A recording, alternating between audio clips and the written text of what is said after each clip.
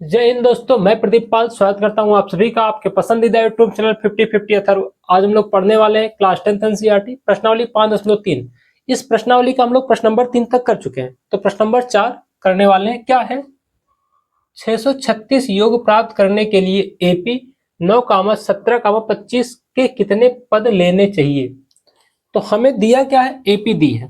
तो सबसे पहली बात आपको ये ध्यान रखना, अगर एपी दिया है तो प्रथम पद और सार्वंतर निकालो। सबसे पहला काम यही करना है। प्रथम पद 9, सार्वंतर क्या होगा? 17 माइनस का 9 घटाएंगे तो 8 आ जाएगा। सार्वंतर मिल गया, प्रथम पद मिल गया। और क्या बोला? योग प्राप्त करने के लिए भैया एसन की बात कर रहा, योगफल की बात कर रहा। कितना? 636। तो यानी एसन का फॉर्मूला लगने वाला है, योगफल का फॉर्मूला लगने वाला है। पता चल गया।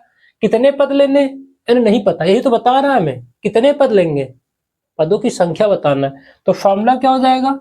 जब हमें प्रथम पद और सार्वंतर पता हो तो Sn equal to n/2 2a n-1 into में d।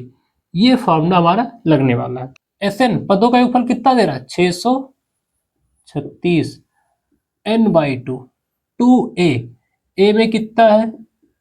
9, n-1 नहीं पता, d कितना है? 8। भैया 636 n/2 गुणा करवाएंगे तो 9 दूनी 18 हो जाएगा। इसका गुणा कराएंगे तो 8 का n माइनस का 8 आएगा।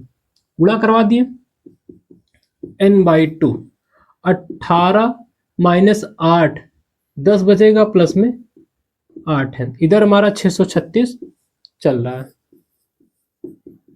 n/2 दो कॉमन कर लेते हैं, दो कॉमन हो रहा तो दो कॉमन कर लेते हैं। 5 प्लस का 4n, 2 से 2 कैंसल, आया क्या? 636। n बच रहा है 5 4n, गुणा करवा देंगे तो 636 5 गुणे n, 5n हो जाएगा, 5 गुणे n स्क्वायर 4n स्क्वायर हो जाएगा। पहले तुम्हारा 4n स्क्वायर हो गया, प्लस का 5n हो गया। 636 प्लस में राइट साइड जाएगा तो 636 माइनस में हो जाएगा, इक्वल टू बचा क्या? 0। ये द्विघात समीकरण बन गया। अब इसको हम सही फॉर्मेट में लिख लेते हैं तो हो जाएगा 4n स्क्वायर प्लस का 5n माइनस 636 इक्वल टू 0। ये आ गया। अब ये द्विघात समीकरण बन गया, और द्विघात समीकरण को हल करने की दो विधि है। एक गुणनखंड कर लो, दूसरा द्विघात सूत्र लगा दो। तो यहाँ द्विघात सूत्र लगाना ज्यादा आसान है, गुणनखंड करने से थोड़ा सा लंबा जाएगा, आप करिएगा।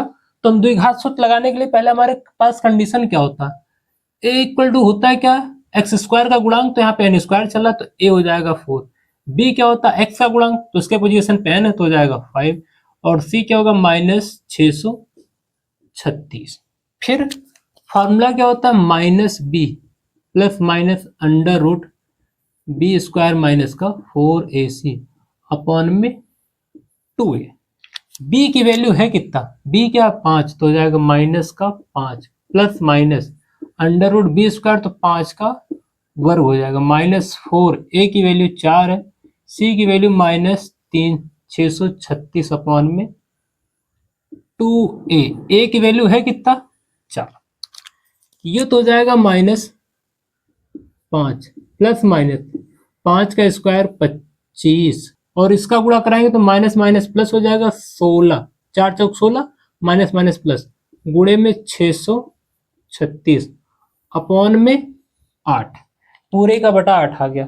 भैया आप इसका गुणा करवाइएगा, तो गुणा करवा के तो मैं ऐसे लिख दे रहा हूं, plus minus under root 25 plus, जब 16 का गुणा करवाएंगे तो 10,176 आएगा, अपॉन में 8 आएगा, माइनस का 5 प्लस माइनस अंडर रूट 5 और 6 11 हो जाएगा, 11 के एक हासिल, एक बचेगा, 2 और 7 9, 9 एक 10 के एक हो जाएगा।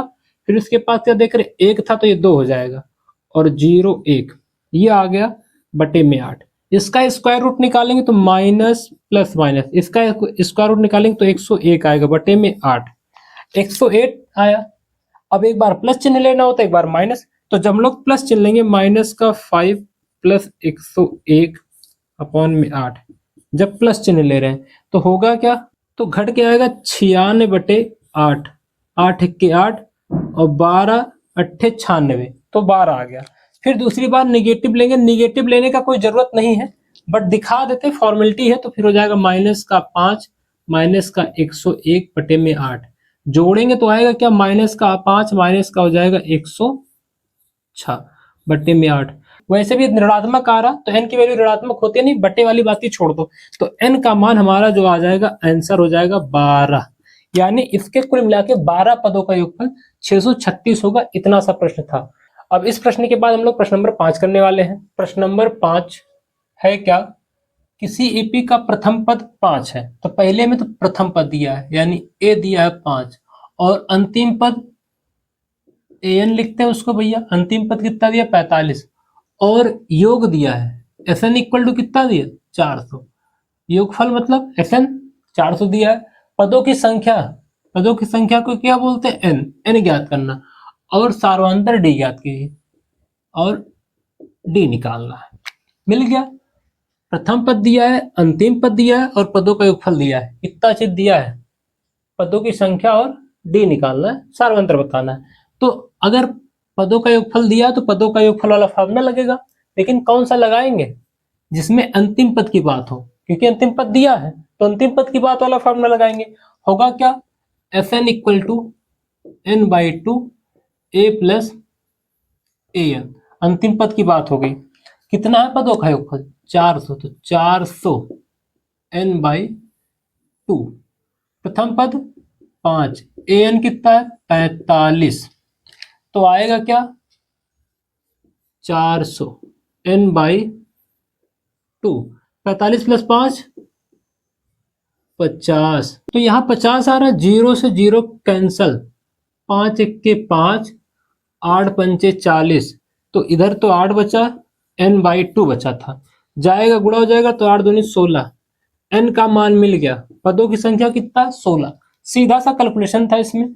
फिर क्या बोल रहा है, सार्वंतर निकालो, डी बताना है। तो an दिया तो an का फॉर्मूला लगा लेंगे। अब an बराबर होता है क्या, a plus n minus 1 into में डी। an कितना है 45, भैया प्रथम पद 5, n कितना आया था 16 है, तो हो जाएगा 16 माइनस का 1 इंटू में डी पता करना है, 45 माइनस 5 इक्वल टू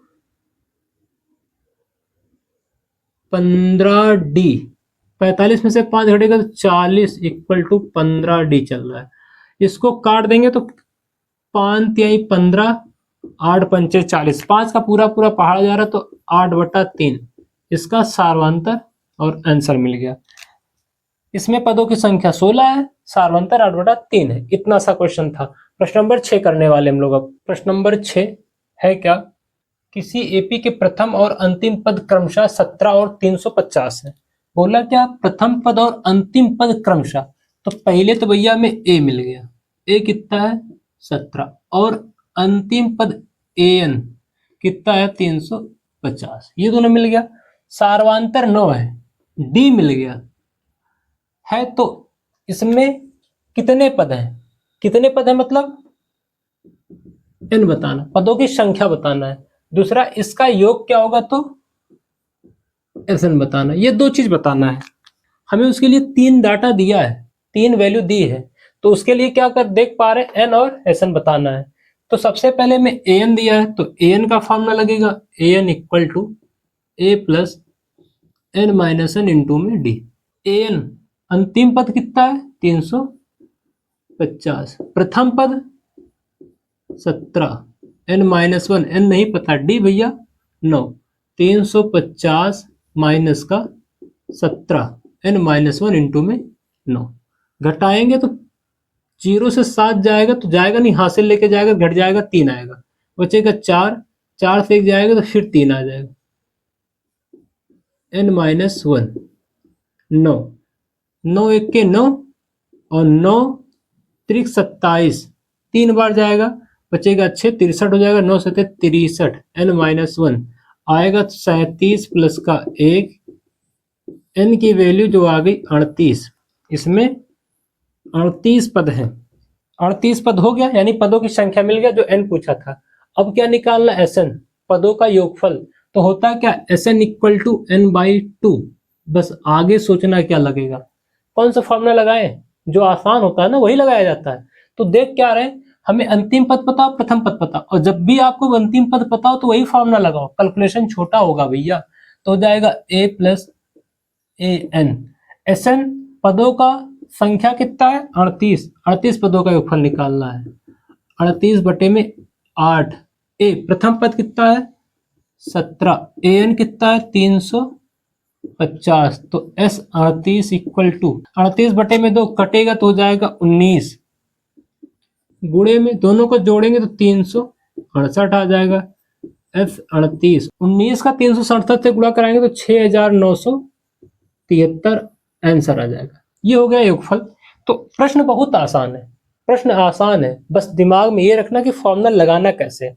तो सबसे पहला चीज तो ये सीखो दिया क्या क्या है, लिखते चले गए, निकालना क्या क्या है, आइडिया लग जाता है कि फॉर्मूला कौन सा लगने वाला है जब दिया रहेगा। तो ये वीडियो आपको कैसा लगा कमेंट कीजिएगा, मेरा समझाने का तरीका आपको कैसा लगा कमेंट कीजिएगा। वीडियो को अंत तक देखने के लिए आपका धन्यवाद, थैंक यू।